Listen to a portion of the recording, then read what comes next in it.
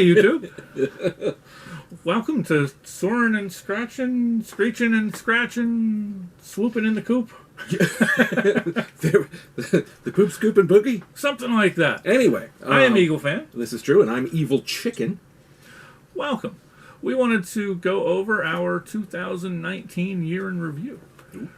We have been on a little bit of a concert exploration over the past probably 18 months or so. And it's been glorious. And it started back in 2018 when I took this gentleman to go see Nightwish. Yes. That was after I had discovered symphonic metal not too long before that, and then found them. And they, I thought, were a wonderful group to see. Oh, yeah. We loved that concert. Great show. Great show. Just amazing musicianship. Yes. And it bit me, and it hasn't let go yet. So Tuomas is the premier composer of our time, I would say. Wow. He is the one that does the keyboards and actually writes all of the music. Very He's very amazing. There's a lot going on there. So that leads us to this year. Mm. At the end of 2018, Yes. this gentleman turned 50. True. In 2019, I turned 50. Also So I decided to start blogging my next 50. And with that, doing some YouTube videos. Haven't really done many YouTube videos yet, but we are starting to do that. And this gentleman hopefully will be along for the ride as well, and we'll be able to... I'm thankful to be here. To greet you many more times from now. So what we want to first do is go over what we did last year, 2019. What a year. Yes, it happened probably at the end of 2018. I saw this group Within Temptation, which was the first group that actually got me into symphonic metal. I saw that they were going to be in Philly playing at the Fillmore.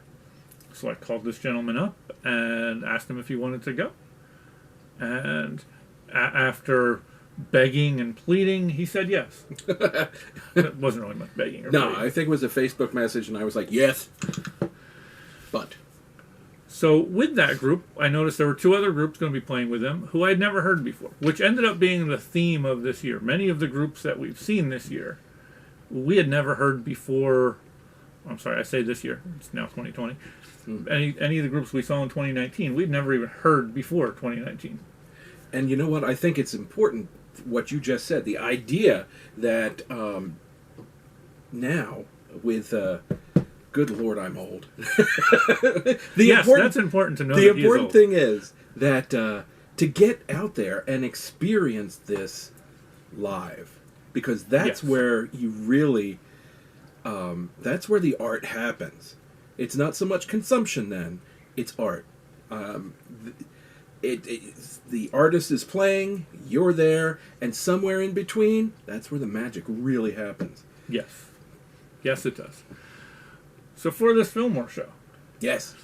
On the way there, we evaded a pothole which should have been criminal negligence by the city of Philadelphia. Yeah, Philly, you should have been ashamed on that one. But I think it was filled in after. Yes, we've since been back and that pothole's not there. But it was a sinkhole or perhaps a crater.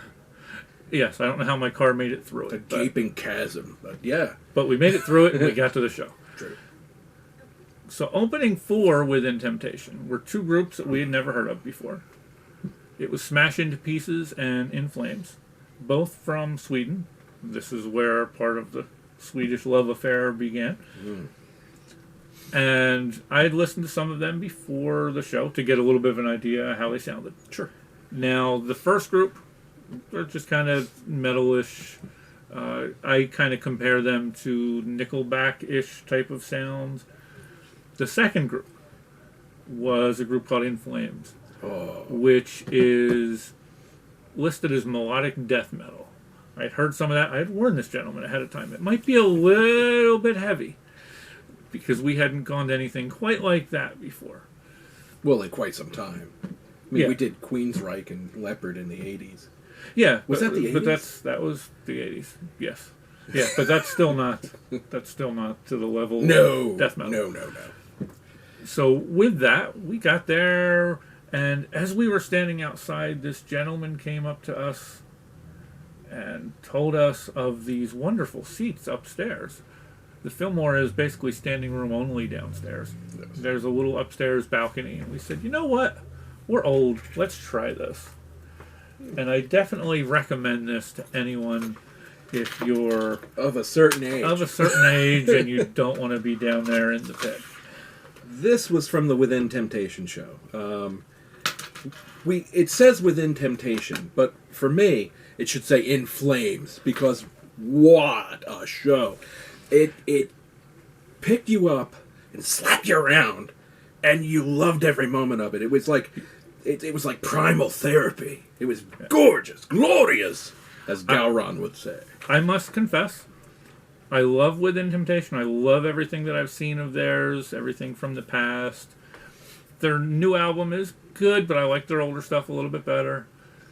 Well, they were And good. that's who I was there to see originally. But In Flames stole the show. Yeah. The opening act was novel. They were okay. Mm-hmm. But the In Flames, they came on. I had no idea what to expect with this gentleman. I warned going in that it was going to be a little heavy. This is a guy who was Phil Collins and Billy Joel back in the 80s. Yeah. So I thought, okay, I don't know what he's going to think after this, if he's ever going to go to a concert with me again. In Flames comes out. The first few chords are struck, and I hear this guttural growl coming from next to me. It's this gentleman. Yeah. Oh, it was awesome. I look, and he's got this smile on his face from ear to ear, and that just sold it. He was into it the rest of the show. And probably for the next 50 years. Just saying. So It was a great show. They did a wonderful job. Much respect to Anders and Company. That's the lead singer, and they were great. They took so much out of you, though. I was so just with all the adrenaline and everything that took through that. Glorious. Within Temptation came on, and they did okay. They did. Very good show. But I realized part of the way through that I'm still sitting down at this point in time. I was still recovering from In Flames. There was no sitting down for In Flames. Yeah. It was electrifying, and there were some good moments of philosophy there too. I liked. Please forgive me. His name's Anders. Anders. Anders. Please forgive me. But on stage, Anders said, "Life is too short to drink bad beer," and I've taken that to heart. I think it's important. Yeah. Or a fruity And drink. true. Excuse me. Or a fruity drink. Or a fruity drink, indeed. Or coffee. So for that show, I would say that I thought it was a great day. It was a good show, other than the pothole. I thought In Flames totally stole the show. I would go see them again in a heartbeat. Definitely. Within Temptation, I would like to see at one of their larger European type shows. We got to get to one of those. We got to get to one of those. Just saying. But it was a good day. It was a wonderful day. So that's how the year started. A couple months later, we ended up going to something known as the MM-Barbecue. Yes. That was over in Camden. That was a wonderful show. That was 8 groups. The first 4 groups are general admission. You get your ticket to get in, but you can sit anywhere. So we were up front for those first 4 groups. Right. Last 4 groups, you leave, you come back in, you go to your seats for those. These were 8 groups. The first group was a local group. Saravo, they were good. They were good for a local group. They were a good local group. Yeah. The guitar playing, the bass player was interesting. He was all over the place, literally.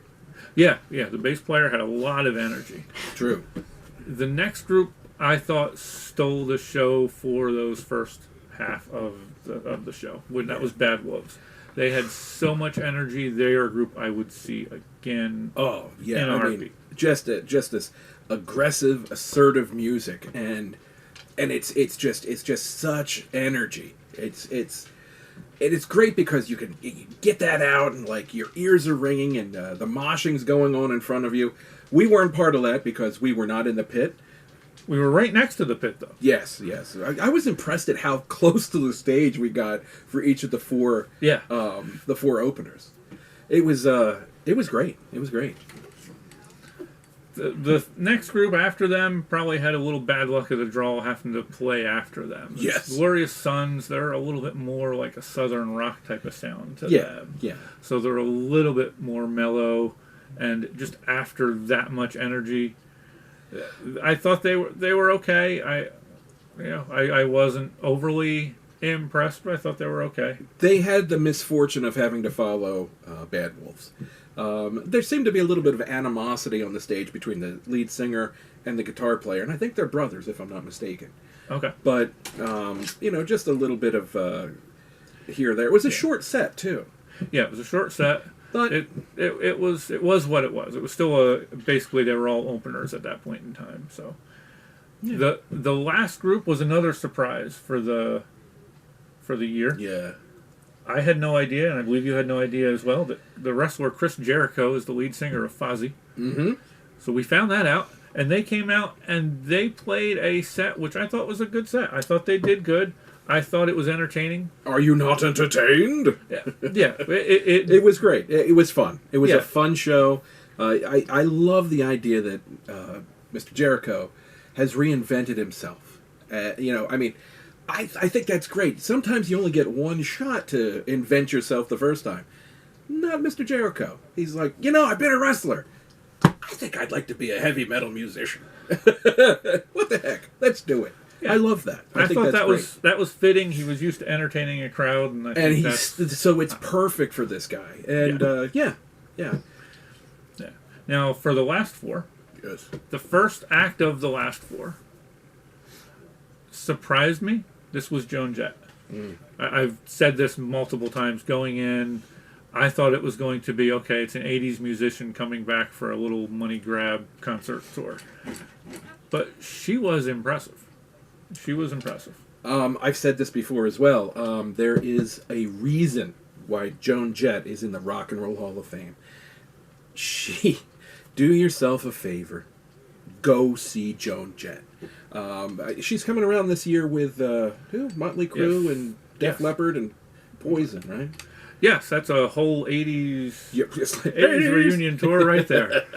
But Which I think we want to try to get to. yeah, if we can. Yes. Tickets are like $200. I looked into it. Oh, God. So maybe Okay. we won't, but we'll see. Okay. We'll see where that goes. But go see Joan Jett when you can. You're not going to be disappointed. I was shocked because you think, oh, it's going to be nothing but I Love Rock and Roll. No. And then that she hits all these other songs, you're like, oh, that's right. Oh, that's right. Yeah. There are a lot of songs of hers that I knew that I It's just didn't great. remember that I knew. Awesome stuff. Now, we are running a little bit lower on time here. Okay, so maybe we So- should hurry this one up, though. Yeah, so let's, we'll get into the next group was the Struts. I'm not going to touch on them quite as much for this because they will make a reappearance in our discussion I here. love you, Luke. They did great. I liked our second show better than the first. The first was good.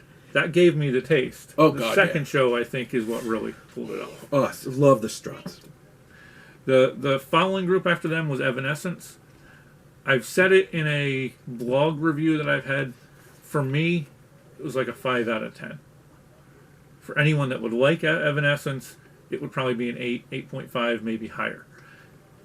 I don't understand that group because if you put all of the little individual pieces that they have out there, it would be something that would be right up my aisle.